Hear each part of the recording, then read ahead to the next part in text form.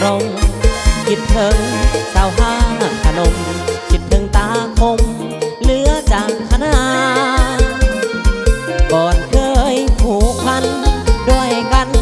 ครั้งหนึ่งผ่านมาเข้าไปในงานบูชานมัสการธาตุพนมขันหนึ่งพี่วายหัวใจขันหนึ่งบ่เศร้าคิดถึงใบหน้านงเยาว์คิดถึงภาพเขาที่เคยสุขสมคิดทอดเขาหลังเมื่อครั้งเขาเคยเดี่ยวสมคิดถึงหน้าตา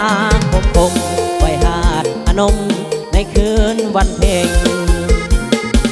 ยืนอยู่แคมป์ของเลี้ยวมองไปฝากฝั่งหัวใจอ้ายยังมนมัวคิดถึงดอกบัวที่ห่วงบ้านเบ่งอยากจะไปหา